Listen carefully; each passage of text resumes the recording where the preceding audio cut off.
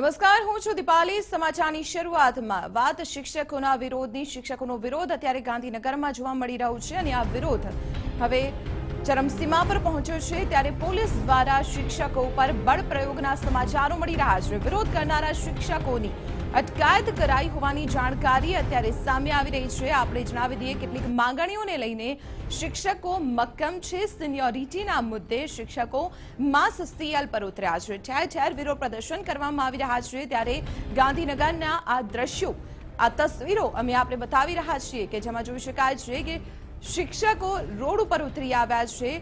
ત્યારે વિધાનસભાના gate number 6 પરના આ દ્રશ્યો અમે આપણે બતાવી રહ્યા છીએ કે જ્યાંથી શિક્ષકોના જમાવડાને ખસેડવાનો પ્રયત્ન પોલીસ દ્વારા કરવામાં આવી રહ્યો છે। શિક્ષકોને સમજાવવાનો પ્રયત્ન કરવામાં આવ્યો અને ત્યારબાદ આખરે શિક્ષકો ન માનતા સૂત્રોચ્ચાર યથાવત રાખતા 500 થી વધુ શિક્ષકો જે વિધાનસભા ગેટ નંબર 6 પર પહોંચ્યા હતા તેમની સામે પોલીસ દ્વારા બળ પ્રયોગ કરવામાં આવી રહ્યો છે। કેટલાક શિક્ષકોની અટકાયત પણ કરાઈ છે અને ટીંગાટોળી કરીને પોલીસે શિક્ષકોની અટકાયત કરી હોવાની જાણકારી સામે આવી રહી છે। આપણે જણાવી દઈએ શિક્ષકો દ્વારા વિધાનસભા ઘેરાવનો પ્રયત્ન આજે કરવામાં આવ્યો। એક વિરોધ દર્શાવવાનો પ્રયત્ન કરવામાં આવ્યો। કેટલીક માંગણીઓને લઈને શિક્ષકો આજે માસ સીએલ પર હડતાલ પર ઉતર્યા છે। ત્યારે પોલીસનો ચાંપતો બંદોબસ્ત જોવા મળ્યો અને તે વચ્ચે શિક્ષકોને ખસેડવા માટે બળ પ્રયોગ। વિગતો મેળવીએ સંવાદદાતા દીપેન પટિયાર પાસેથી। દીપેન, 500 થી વધુ શિક્ષકો સામે પોલીસનો બળ પ્રયોગ, ટીંગાટોળી, અત્યારે શું સ્થિતિ છે ત્યાં? જી દીપેન, બિલકુલ જે રીતે શિક્ષકો આજે આપણે જે ગેટ નંબર 6 છે તેની સામે જે પવનના ગાર્ડનમાં 5000 થી વધારે શિક્ષકો છે તે એકત્ર થઈ ગયા છે અને શિક્ષકોએ વિધાનસભા ઘેરાવ કરવા માટે કૂચ કરી છે। ત્યારે પોલીસ દ્વારા જે ગાર્ડનના દરવાજા છે તે તમામ દરવાજા બંધ કરી દીધા। શિક્ષકો દ્વારા દરવાજા તોડી અને વિધાનસભાનો ઘેરાવવાનો પ્રયાસ કરવામાં આવતા પોલીસે શિક્ષકો ઉપર હળવો લાઠીચાર્જ પણ કર્યો છે। તમે જોઈ રહ્યા છો કે જે ઉદ્યોગ ભવનનો જે ગાર્ડન છે તે ગાર્ડન છે શિક્ષકોથી ઉભરાઈ રહ્યો છે। 5000 થી વધારે શિક્ષકો છે અહીંયા એકત્ર થયા છે અને સરકાર સામે સૂત્રોચ્ચાર કરી રહ્યા છે। શિક્ષકોનું જે આંદોલન છે તે આંદોલન હવે ઉગ્ર બન્યું છે અને મોટી સંખ્યામાં શિક્ષકો છે તે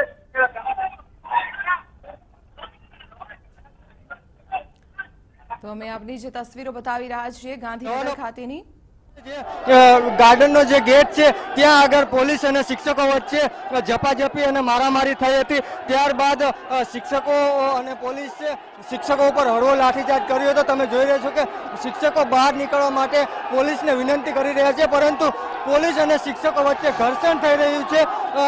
શિક્ષકો છે તે વિધાનસભા ઘેરવા માટે મક્કમ છે, ત્યારે પોલીસ પણ તેમને રોકવાના પ્રયાસો કરી રહ્યા છે। જે મહિલા શિક્ષકો છે તે શિક્ષકોને આગળ કરવામાં આવી રહ્યા છે પોલીસની સામે, પરંતુ પોલીસ છે તે શિક્ષકોને પાછળ ધકેલી રહ્યા છે। તમે જોઈ રહ્યા છો કે શિક્ષકો અને પોલીસ વચ્ચે અત્યારે વિધાનસભાના ઘેરાવને લઈને ઘર્ષણ છે તે ઘર્ષણ ચાલી રહ્યું છે। જે પ્રકારની તસવીરો સામે આવી રહી છે દીપેન, કે ઘર્ષણ ઉગ્ર બની રહ્યું છે, પરંતુ આ સમગ્ર મામલાને ઠારવા માટેનો કોઈ પ્રયત્ન તંત્ર દ્વારા કરાઈ રહ્યો છે?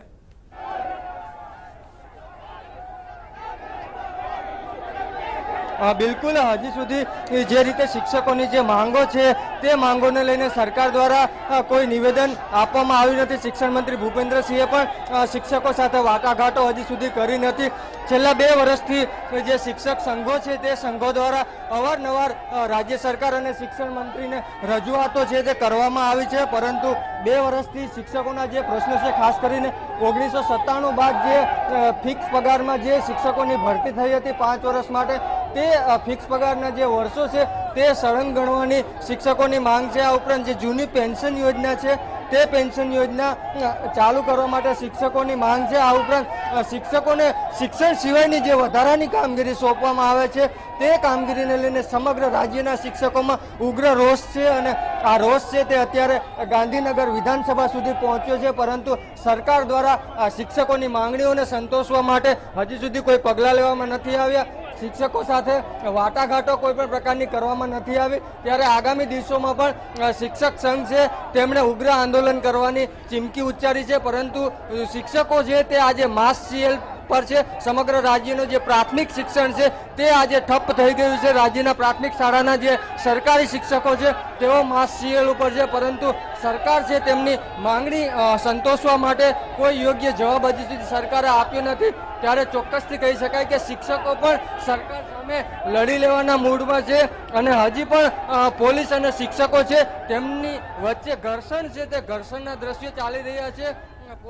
જીતીબેન, અત્યારે આપને રોકવા માંગીશ, ત્યારે આપણી સાથે કોંગ્રેસ પ્રવક્તા મનીષભાઈ દોશી ફોન લાઈન પર જોડાઈ ગયા છે। મનીષભાઈ, કે જે શિક્ષકો બાળકોને દેશના ભવિષ્ય અને શિસ્તનો પાઠ ભણાવતા હોય છે એ જ શિક્ષકોને આજે સ્થિતિ આવી ગઈ કે પોતાની જ શિસ્તના પાઠ એક બાજુએ મૂકીને વિરોધ પર ઉતરવું પડ્યું છે, આપ શું કહેશો? ગુજરાતની ભારતીય જનતા પાર્ટીના કારણે ગુજરાતમાં શિક્ષકોની સતત અપમાનનો સામનો કરવો પડે। ફિક્સ પગાર નામે ગુજરાતની ભારતીય જનતા પાર્ટી લાખ યુવાન શોષણ કરી છે। નામદાર હાઈકોર્ટની ડિવિઝન છે જ્યારે સમાન વેતનનો ચુકાદો આપતા ભારતીય જનતા પાર્ટી સરકાર હાઈકોર્ટ ગુજરાત લાખો યુવાનોના ભવિષ્ય સાથે સુપ્રીમ કોર્ટમાં ગઈ છે।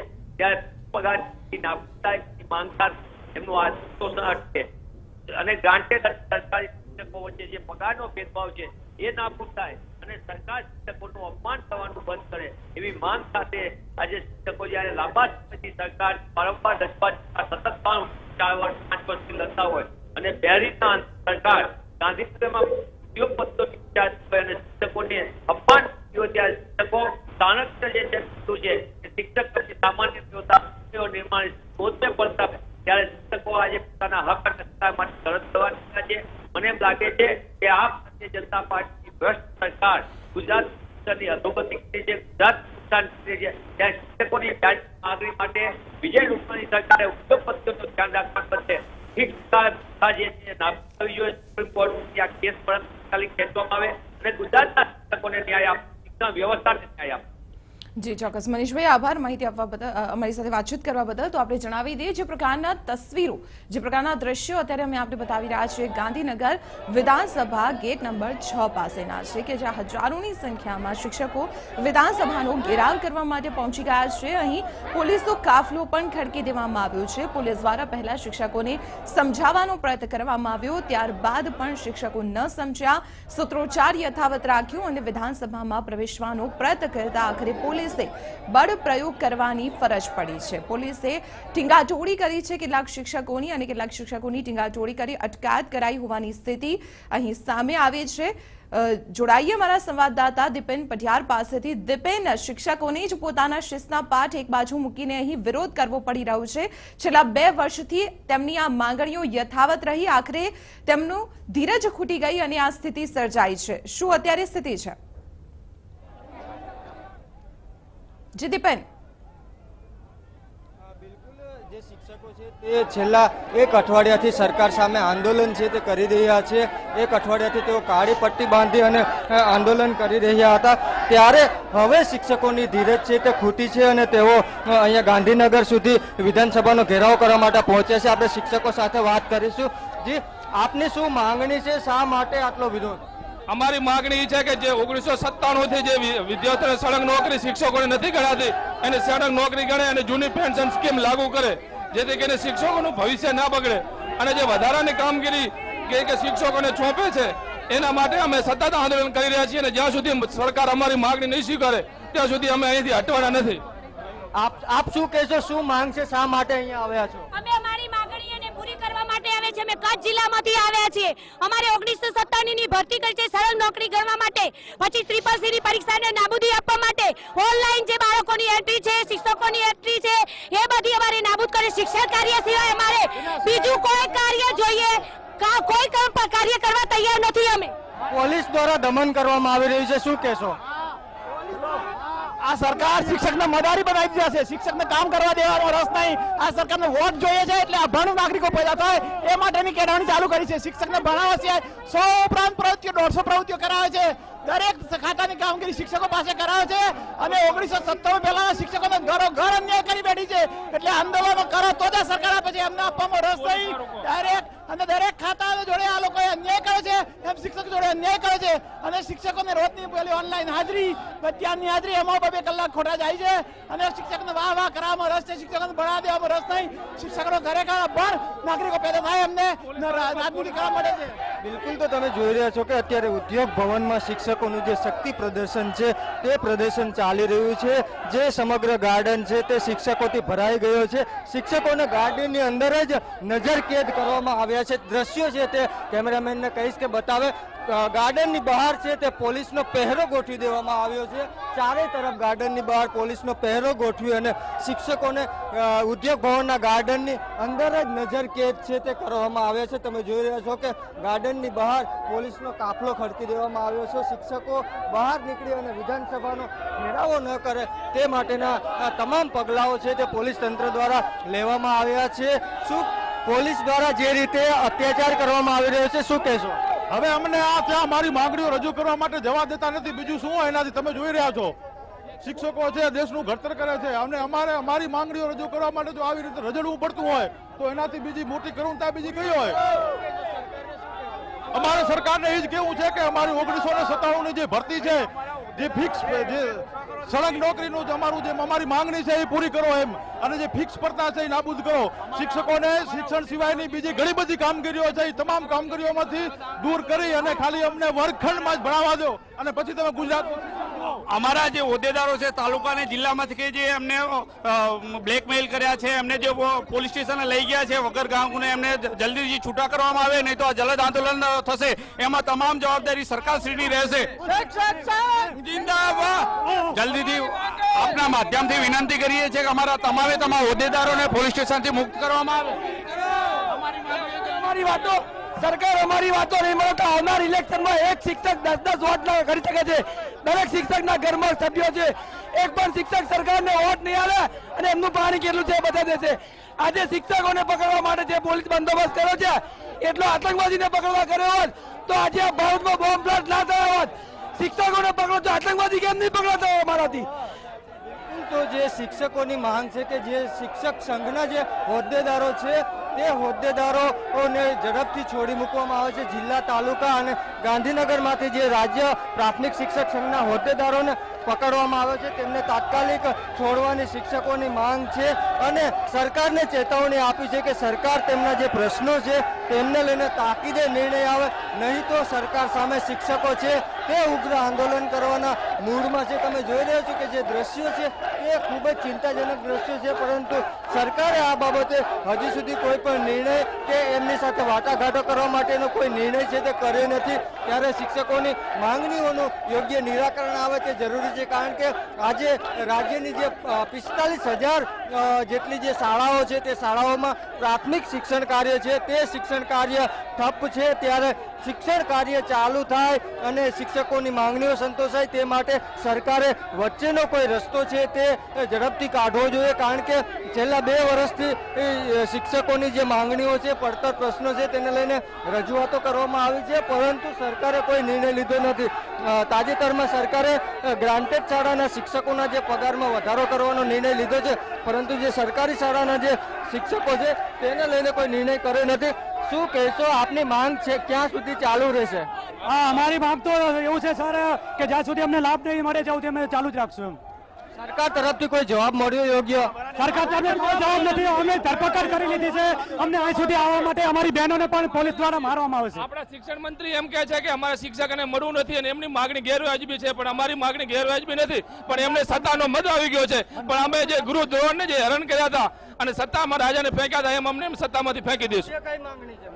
મુખ્ય અમારી જૂની પેન્શન યોજના અને 1997 થી વિદ્યાસહાયકોને લાભ મળવા જોઈએ, જે 5 વર્ષથી હોવા જોઈએ, અને વધારાની કામગીરી ના આપવી જોઈએ. તો જે શિક્ષણ મંત્રીનું જે નિવેદન આવ્યું છે કે જે શિક્ષકોની માંગણીઓ છે તે ગેરવ્યાજબી છે, તેને લઈને પણ શિક્ષકોમાં ભારે રોષ જોવા મળી રહ્યો છે.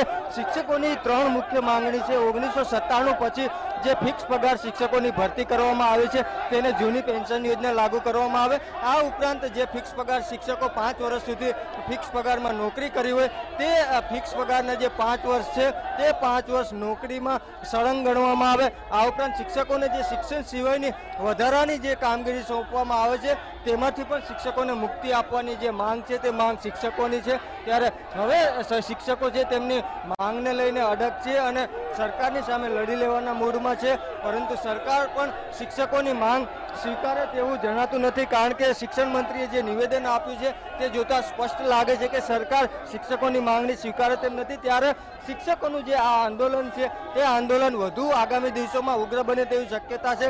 શિક્ષક સંઘના જે હોદ્દેદારો છે તેમને પણ આગામી દિવસોમાં ઉગ્ર આંદોલન કરવાની ચીમકી ઉચ્ચારી છે, કારણ કે આ શિક્ષકો છે તે આજે પોતાની શાળામાં સીએલ મૂકીને એટલે કે રજા મૂકી અને અહીંયા ગાંધીનગર ઘેરાવો કરવા માટે આવ્યા છે। મહિલા શિક્ષકો છે, આપણે તેમની સાથે વાત કરીશું। બેન, શું કહેશો? આપની જે માંગણી છે સરકાર તરફથી કોઈ યોગ્ય જવાબ મળ્યો છે? સરકાર તરફથી જવાબ મળવો જ જોઈએ, નહીંતર અમે લોકસભાની ચૂંટણીનો બહિષ્કાર કરીશું। સરકાર શિક્ષકોને ગમે તે ગણશે પણ અમે કઈ પાછા પડવાના નથી, બરાબર? અમે ચૂંટણી સુધીનો બહિષ્કાર પણ કરીશું। ચૂંટણી નહીં કરે, શિક્ષકો ઉપર જ ચૂંટણીનું કામગીરી સોંપવામાં આવે છે।